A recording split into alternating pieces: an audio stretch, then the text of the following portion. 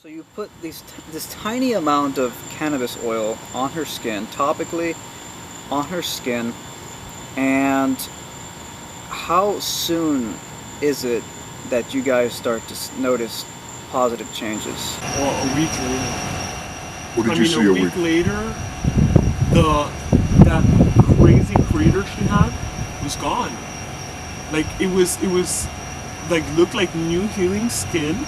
And everything, like, you know, the red had stopped being so red. It started getting like a little bit lighter skinned, and it was very inflamed before, so it stopped being so inflamed. I mean, it definitely looked like the skin was renewing itself.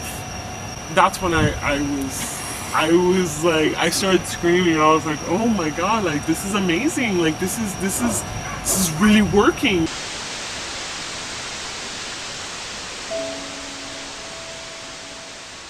Thanks for joining us again. We are live. This is an important conversation. We're speaking with Mike and Callie Hyde. They're parents of a 3-year-old who's currently in remission from a brain tumor.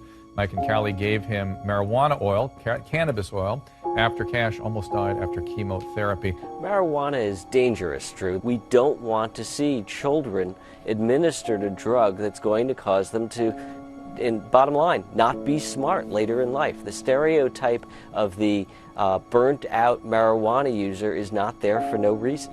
All I can say is we went through our 30 rounds of proton radiation, and Cashy did not use one nausea or pain medication. Cannabis is a patented, neuroprotectant, and antioxidant. Every cancer patient has the right to that. Cashy survived a lot of stuff, yes. Cannabis was a long, hard journey, and I truly question the ethics and the morals of any doctor that can say that cannabis is dangerous. There is not one proven death to cannabis. You want to talk dangerous? Talk about a kid on morphine. Talk about a kid on ketamine or oxycodone or Dilaudid or Ativan. I replaced all those drugs with cannabis oil. Mike, talk to Dr. Mike, I'm going to stop you. I'm going to stop you. I'm running out of time. Dr. Gitlow, I'm going to go back out to you. Desperate times, desperate measures. I've got about 30 seconds. Can you put a little coda on this for us? The coda is that there's no such thing at this point as medical marijuana. Marijuana has not yet been shown to have an acceptable medical use. Now, Sanjay, welcome to you. Thank you. Thanks for having me. So, come on, you've been looking at this for a year, and I want to remind you that in 2009, you wrote a Time magazine article entitled Why I Would Vote No on Pot. You've changed your mind. I have, and as part of my thinking recently, I've apologized for some of the earlier reporting because I think we've been terribly and systematically misled in this country for some time, and I did part of that misleading.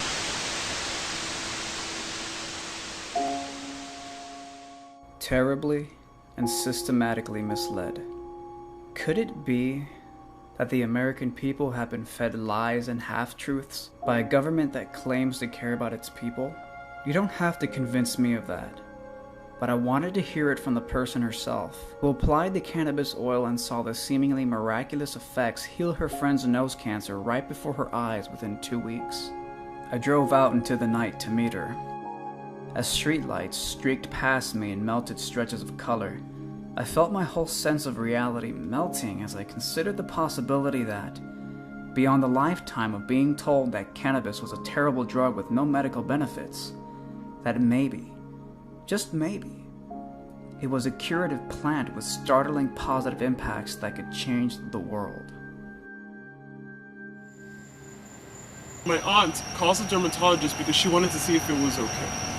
So my aunt goes ahead and calls her, and the dermatologist tells her, she's like, oh, you're going to start using cannabis oil? She goes, where can I find some? I want some of that stuff too.